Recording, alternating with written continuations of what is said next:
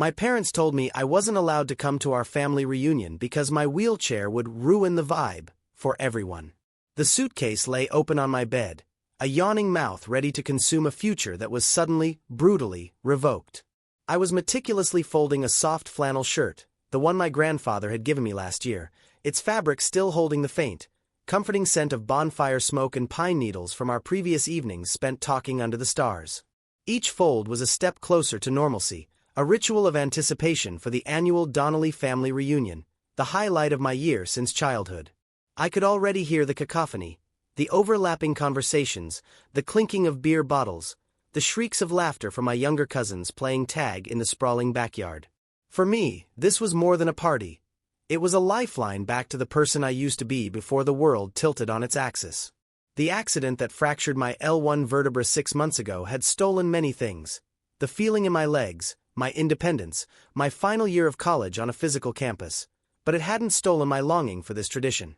If anything, I craved it more. I needed the familiar chaos of my sprawling Irish-Italian family, the loud debates over burnt burgers, the unspoken understanding that no matter what, we showed up for each other. I needed to prove to them, and to myself, that I was still Liam. Not Liam in the wheelchair, just Liam. The guy who could still tell a terrible joke and knew the secret to my grandfather's perfect grill marks. My mother appeared in the doorway, a silhouette of hesitation against the warm hall light. Her expression, a tight mosaic of pity and anxiety she couldn't quite conceal, made my hands still on the flannel. "Liam, honey, maybe you should leave the packing for now," she said, her voice a forced chirp that grated against the room's new, heavy silence. A cold knot began to form in my stomach, a familiar dread I'd become acquainted with in hospital rooms and physical therapy sessions. "Why? We're leaving tomorrow at dawn. I want to be ready." Grandpa already texted me. Uncle Ben built a temporary ramp for the back porch steps specially for me. He sent a picture and everything. I clung to this fact, a tangible physical proof of my inclusion, a ramp built out of love, not obligation. She took a hesitant step into the room, her eyes skittering away from mine to focus on the wheelchair parked by my desk, as if it were a monstrous, uninvited guest. "It's just, your father and I. We've been talking. We're not sure the reunion is the best environment for you this year." The words didn't make sense at first. They were just sounds, dissonant and jarring, like a wrong note in a familiar song. "What are you talking about?" "Of course it is. It's family. It's the one place that's always been the best environment. It's where I feel most like myself." She wrung her hands, a familiar nervous tell I'd seen before big tests and difficult conversations. "It's the drive, sweetie. 2 hours in the car with your needs. And Grandma's house, you know it's not. It's all those old uneven flagstones. The narrow bathroom doorways. The stairs to the sunroom where everyone gathers for coffee." She trailed off, a list of architectural obstacles that suddenly felt like insurmountable barriers she was mentally constructing between me and my family, brick by painful brick. "We'll manage," I said, my voice hardening, the cold knot in my stomach turning to solid ice. "We always have. We've figured out worse. I'm not an invalid, Mom. I can handle a 2-hour drive and an old house. I've been practicing my transfers. My endurance is better." This was a lie we both participated in. I needed help. I needed someone to lift the chair into the SUV, to help me navigate truly treacherous terrain, to assist when my arms burned with exhaustion from self-propelling over grass. But I would have rather died than admit that to her in this moment, to give her any more ammunition. My mother's face finally crumpled. The fragile pretense, the paper-thin excuse, shattered completely. "Liam, please. Just try to see it from our perspective. This is the first big gathering since everything changed. Everyone will be there. All your cousins are coming with their new babies, their promotions, their perfect, healthy, vibrant lives." Each word was a hammer blow, striking with precise, cruel accuracy. Healthy, vibrant, perfect. They hung in the air between us, defining everything I was not. And I'm what? Broken, unvibrant, a gloomy cloud. The question hung in the air, ugly and raw, stripping away all pretense. "It's not that," she insisted, a single tear tracing a path through her carefully applied powder. "It's just, your father and I. We want it to be a happy day. A positive day. A celebration. For everyone. And having you there, in that chair, it will just cast a pall over everything. It will be all anyone can see. They'll feel sorry for you. They'll pity us. They'll spend the whole day tiptoeing around the elephant in the room instead of laughing and celebrating. We just want one nice, normal, uncomplicated day. Is that so much to ask?" The silence that followed was absolute, broken only by the frantic, runaway hammering of my own heart. Appall. Pity. Not normal. Uncomplicated. The phantom ache in my legs was a faint, distant echo compared to the searing, real, and utterly debilitating pain in my chest. My own mother. The woman who had held a basin for me when I was sick from pain medication, who had sat through countless hours of physical therapy, learning the precise angle to position my chair to avoid pressure sores, was now telling me I was an embarrassment. A walking, no, rolling, reminder of a tragedy that inconvenienced their carefully curated picture of a perfect, normal reality. A white-hot rage, purer and more powerful than any I had ever felt, surged through me, burning away the initial shock and hurt. It was a clean, sharp anger. "Get out," I whispered, my voice a low, foreign rasp I barely recognized. "Liam, please try to understand," she began, her voice trembling. "Get out," I roared, the sound tearing from a place of primal, gut-wrenching betrayal, so loud it felt like the windows should rattle. She fled, closing the door with a soft, definitive click, as if a gentle closure could somehow mute the nuclear devastation she had just unleashed in the center of my life. I was alone, with the half-packed suitcase, the stupid, hopeful flannel shirt, the devastating, echoing silence that pressed in on me from all sides.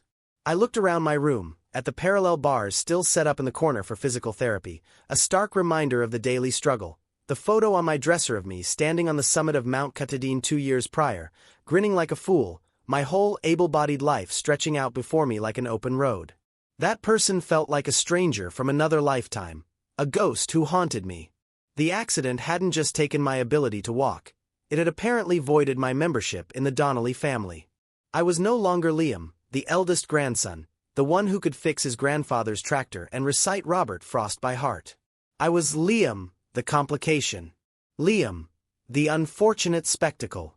An object of pity, an inconvenient truth to be stored away in a quiet room for the sake of everyone else's aesthetic comfort and emotional ease. The numbness that followed the all-consuming rage lasted perhaps an hour. I just sat there, staring at the pattern of the quilt on my bed, feeling utterly hollowed out. Then, a cold, sharp, crystalline clarity took hold.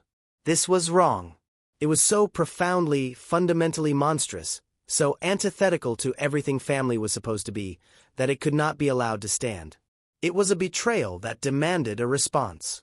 But what was my recourse? I was a prisoner of my own circumstance, of my own body.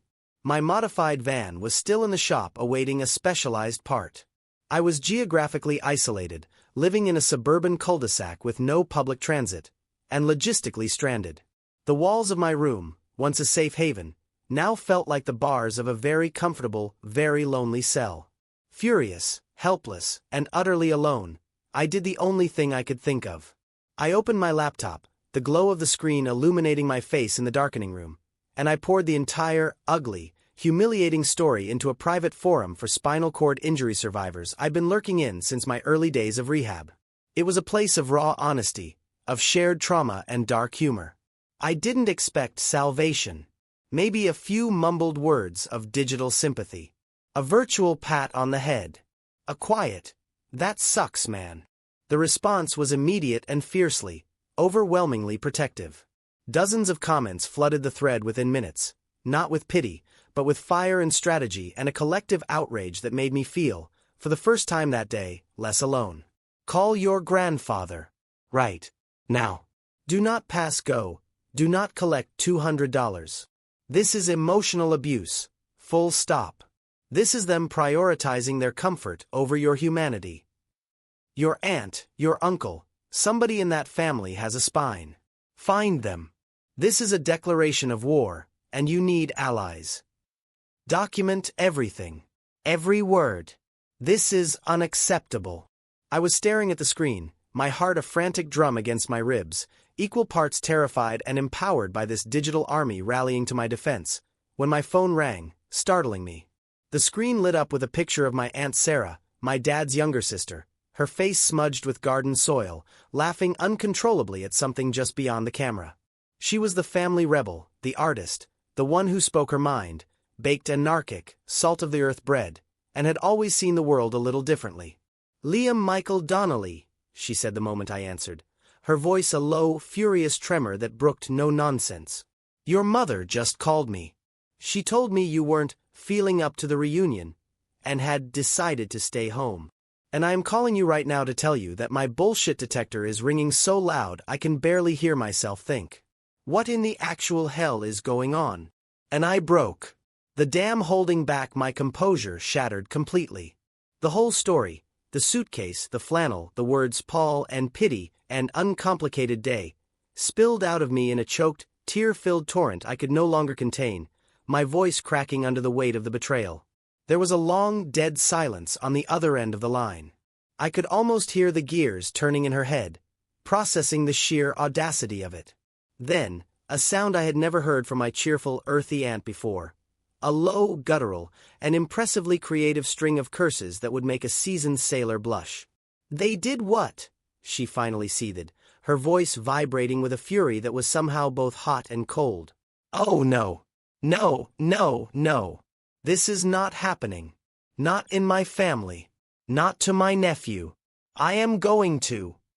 She trailed off, and I could hear her taking a sharp, composing breath, the sound of her pacing on her hardwood floors on the other end of the line.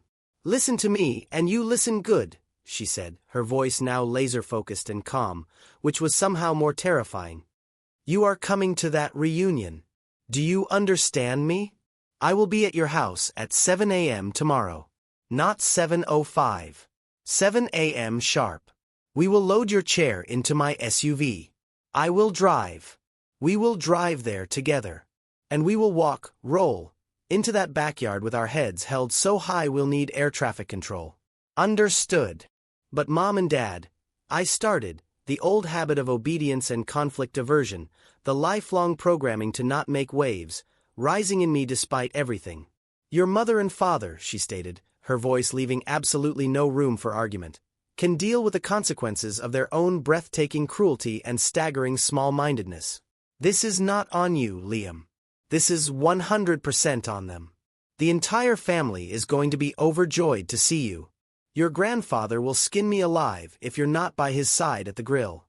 This discussion is over. Be ready. And Liam, breathe." The plan was set.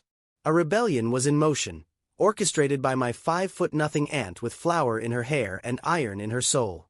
My parents left that evening, their goodbyes stiff and formal, laced with a silent, smug finality.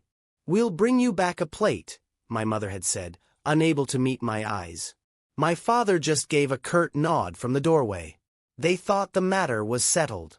They thought I was defeated, pacified, neatly stored away like a shameful secret they could forget about for a weekend. They had no idea what was coming.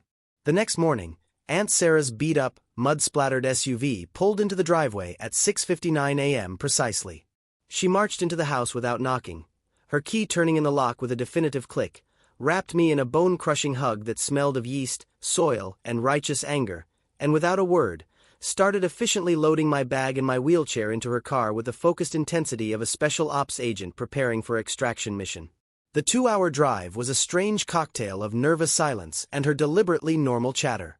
She peppered me with real questions, about my rehab progress, my plans to finish my degree in cybersecurity online, the girl I was tentatively talking to on a dating app, what I thought about the latest season of our favorite show. She talked to me about my life, my future, me. Not the chair, not the accident, not my parents' betrayal. She talked to me like I was still a whole, interesting person with a future, and it was the greatest gift she could have given me in that moment.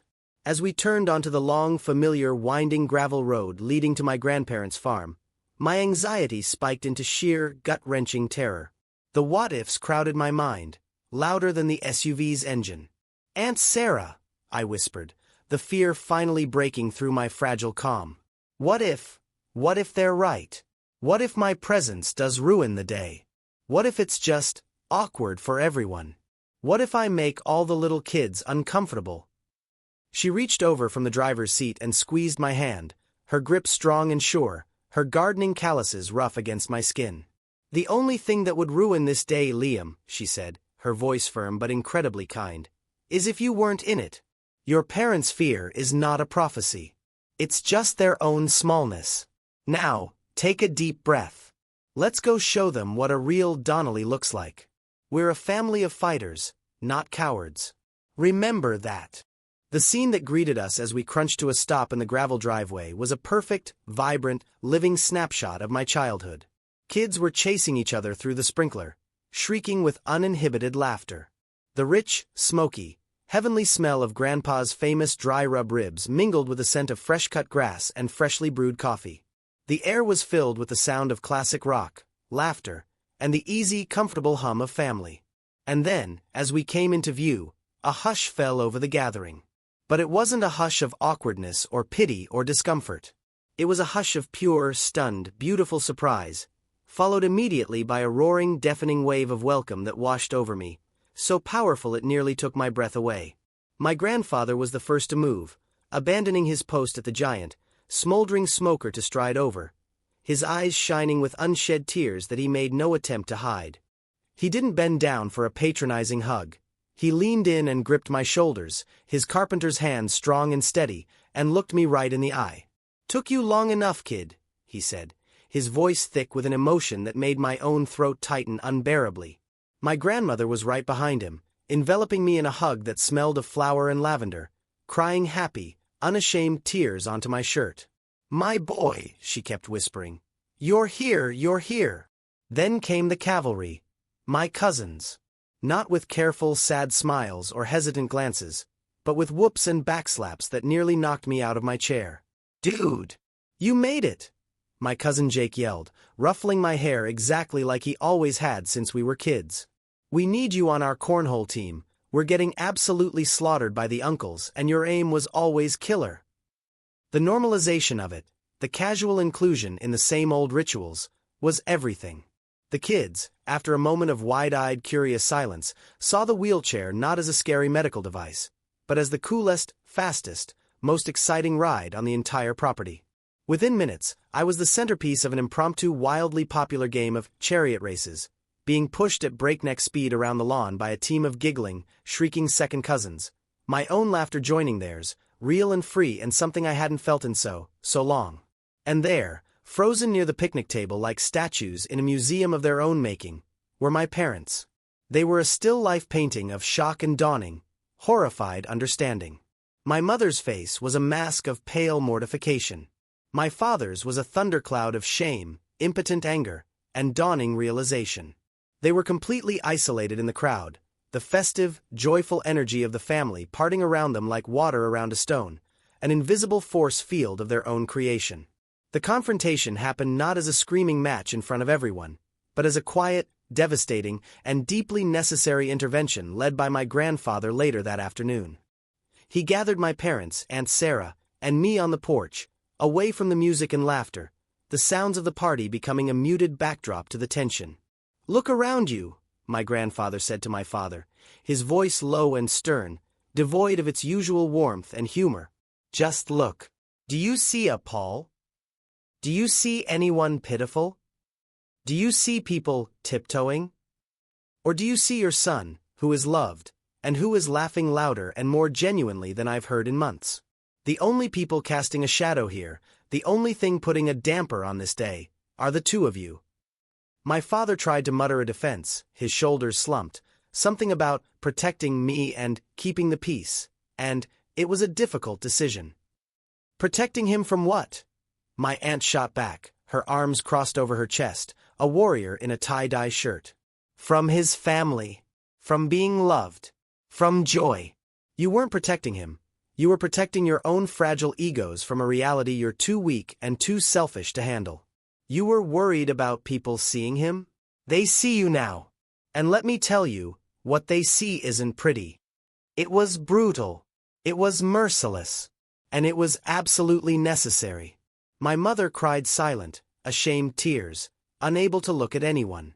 My father stared at his worn work boots, a broken and utterly humiliated man, every one of his excuses stripped bare and shown for the cowardice they were. The rest of the reunion was, ironically, the best and most meaningful I'd ever had. I was included in everything, not out of obligation, but with a joyful enthusiasm that healed another tiny piece of my soul. We took the annual family photo, and my grandmother insisted I be right in the center next to her and Grandpa. "My grandson," she announced to anyone within earshot, her hand a firm, proud, unwavering weight on my shoulder. My parents left early, their exit quiet and ignominious. They didn't say goodbye to anyone. They just loaded their car, their postures defeated, and drove away, leaving the celebration behind. I didn't go home with them. I went home with Aunt Sarah. And that's where I've been for the past few weeks, in her cozy, chaotic, and fiercely loving home, where I am not a guest but a part of the family fabric. The fallout has been slow and painful. My parents have called. They've apologized, but their words are still layered with excuses about their own fear, their grief, their difficulty adjusting, trying to explain the inexplicable. The truth their actions revealed is a crack in our foundation so deep and fundamental I'm not sure it can ever be truly repaired. Trust like that, once shattered, doesn't magically reassemble. The image of them standing alone, isolated by their own prejudice, is seared into my memory. But their actions also revealed something else, something far more powerful and enduring: the incredible, fierce, and unwavering loyalty of the rest of my family. My grandparents call me every Sunday without fail, just to chat. My cousins have a massive, chaotic group chat where they send me memes, stupid videos, and are already planning accessible hiking trails and movie nights, making sure I know I'm wanted. Aunt Sarah and Uncle Mark have made me feel more at home than I ever did in my parents' house. The reunion wasn't an ending. It was a brutal, painful, and profoundly necessary new beginning. I lost the blind, unquestioning trust one had in my parents. But I found a stronger, more resilient, and more chosen family within the one I was born into. I learned that my worth is not determined by the number of steps I can climb, but by the strength of my character, the depth of my courage, and my willingness to show up, even and especially when others are trying to hide me away. The chair is a part of my story now, a chapter, but it is not the title of my book. And I am never, ever letting anyone make me feel like a supporting character in my own life again. My story is mine to write, and it's just getting started.